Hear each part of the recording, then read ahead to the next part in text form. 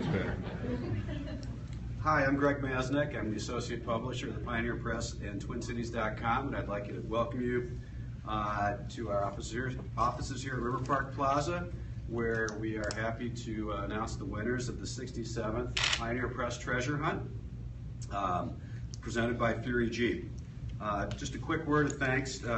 Treasure hunt fans tell us that one of the things that they really love about the hunt is the opportunity to get out and explore the parks in the community.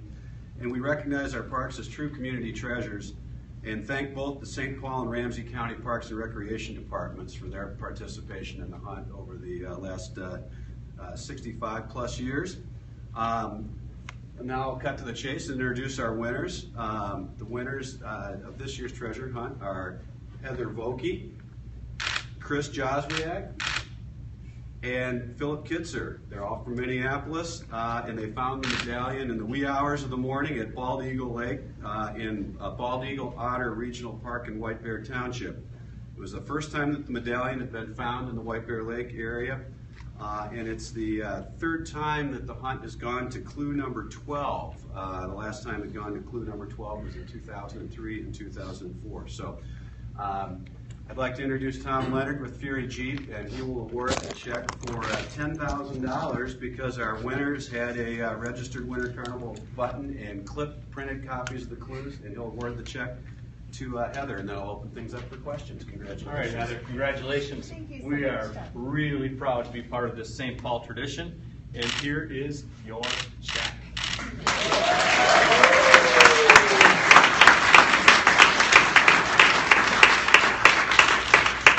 Why don't you start, Heather, and just tell us a little bit about how you guys interpreted the clues and found your way to Bald Eagle Lake and in the medallion this Would morning. you step up to the mic and then you're loud Sure. your voice. Thanks, Heather. Sure. So the clues were really tough this year, and we actually didn't find ourselves going to Bald Eagle until a couple clues ago. Once we figured it out, we went there. There was a crowd there, so we weren't the only ones, and we just happened to be lucky. Obviously, we usually get questions from the room, so why don't we open it up? There's certainly. How many years have you been doing the hunt for the medallion? I would say this is probably my 9th or 10th year doing it. I live in Minneapolis. I came to Minneapolis about 20 years ago, but about 10 years ago, fell into a group of friends that were really into it, and I said, this is awesome. It's a great thing to do in, the months that we're in the bitter cold winter, and it's super fun. I think it's great for the community. What brought you to the Bald Eagle location? I think it was an anagram, actually, in either the 10th or 11th clue. We had been hunting in Crosby for the past Yeah. for most of the years.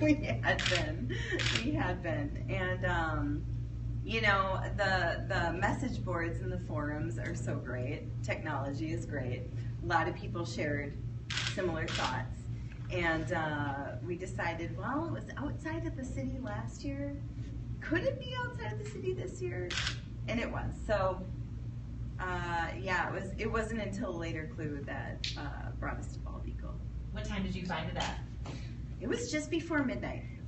It wasn't too shortly after the unscrambled clue was released. Yeah. And walk us through that moment after having been searching for so long.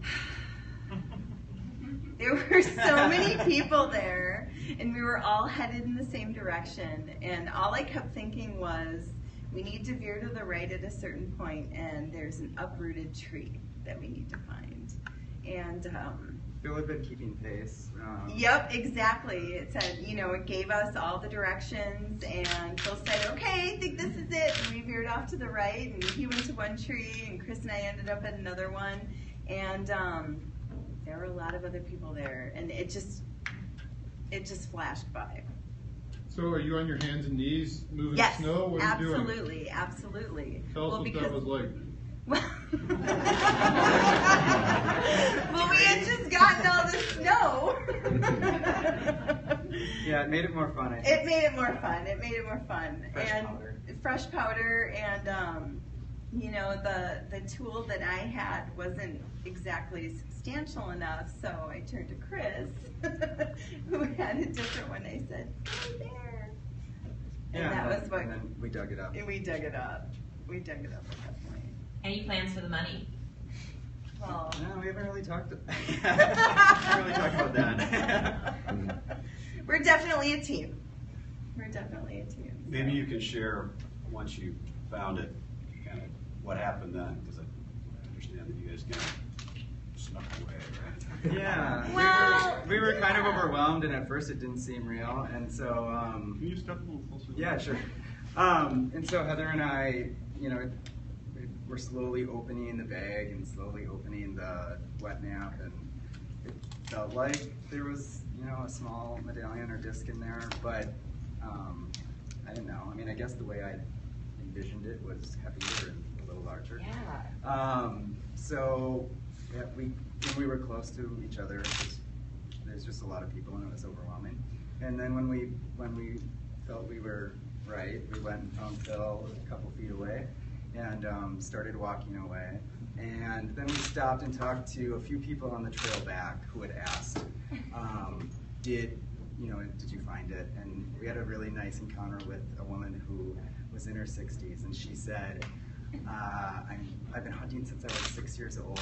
I'm 61, and I was so happy, and we were hugging her. It was really sweet. It's fun to see everyone get out and be outside, and you know, in the past week, we've met people while hunting, and it's just a nice tradition. We've been hunting together for 10 years, and to get outside, we were hunting with my 2-year-old in Crosby earlier this week, and it's fun to be out there in the winter and see the parks, learn a lot about the city, and learn about the parks.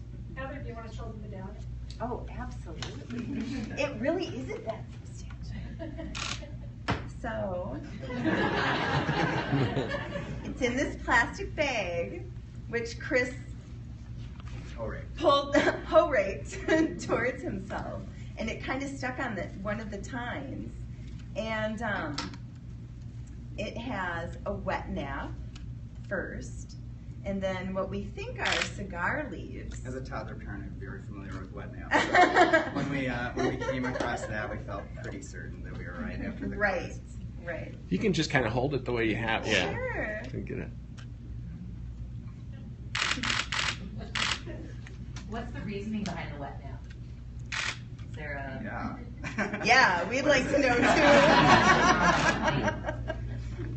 Have to just read the explanation.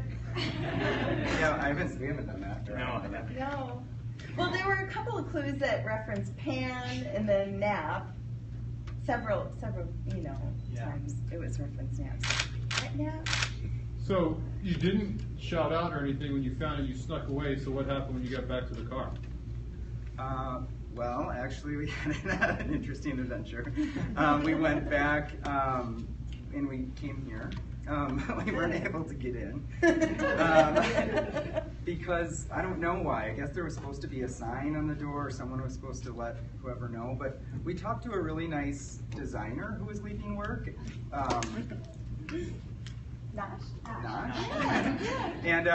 And we felt bad because we wanted to let everyone know who was out there hunting. And so we were trying to get in or talk to someone here. And he was like, well, I can take a picture of you and send it to my boss. And so we said, okay, and then we ended up leaving and posted on Facebook and eventually on the board so that we could communicate, that we had found it. And then we got a call from Lori. Yeah. At like 3 in the morning. Yeah. With some champagne. But we just want to thank Pioneer Press and Fury for the opportunity. It's really fun every year for us to get out and do this and follow the clues and get outside. And, thank you. For someone who's never participated in the hunt, as veterans who've now found it, what's the #1 advice you give to them? Well, I'm relatively new to hunting, and probably we've gone 4 or 5 times. I think forums are really helpful. Just talking to other people and getting ideas, just brainstorming. I spend a lot of time on Google Maps. We have a binder. Yeah. We have a laminated binder of the parks, history of the parks, keywords, Yep. landmarks, Events map that of the happen park, in the parks. past clues. Yep, yep. So we try Did you to. buy any of the books? No. We haven't yet, but we actually were talking about it last night before we went out that we should probably get at least one of the books, yeah. But we have learned, I think, a lot about. I lived in St. Paul for 10 years and moved to Minneapolis a few years ago. But I've learned so much about the city and the history of the parks and different people who have really helped build and create a great system for us. So it's great. It's a cool experience. Yeah, it's fun how it's set up that you don't know which park is right away usually. So that means you're exploring different parks. So we explored Crosby, we explored Bruce Bento, the Upper Landing, Lower Landing, just a bunch of different parks. And each time we did that, we're learning about the park, the amazing caves, the history of the park, the history of the city. It's fun. And it gets you out. I mean, we'll go on a hunt for a while and then go grab a beer and something, bite to eat and go to a new restaurant. I've never been to Russo's until 3 years ago. And so that's fun. As far as the medallion, I mean, is there any worries that maybe this thing might not be found because of the snowstorm and coming down to the last clues? Yeah, I had to get these two up the couch. It's like, let's do it. We almost didn't go. Not really, because generally the last clue will lead you Okay. right to the spot, so that's our general. And there were hundreds of people out there. Some of them found it. Yeah. Well, when they're talking about social media, I mean, back in the days it was the newspaper and, people had to communicate, but now is it harder to come up, keep the medallion hidden this long? I guess not necessarily. It's gone fairly long. There are only 2 years that we've done 2 hunts, in 1953 and 2007, and we seem to be able to have cleverly written clues that keep the hunters, busy out there for 8, 9, 10, 11, in this case 12 days. So. But it is different. I mean, when we were out in the field last night and some people have their lanterns, but everyone has their smartphone open. And, 10, 12 years ago when we had our flip phones and whatever we were using then, it is different now. Just to wrap up, I'd like to remind everybody that you can enter to win the 2015 medallion at twincities.com and on Facebook.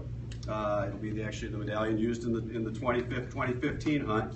And there's also a second chance contest to win a Galaxy Tab 3 from Fury Motors by dropping off clip clues with the entry form at Fury Motors in either South St. Paul, Lake Elmo, or Stillwater today. The drawings will be held on Friday, February 5th. So again, thanks to Fury Motors, thanks to the folks with Ramsey County and St. Paul Parks, and congratulations to our winners. So. Thank you.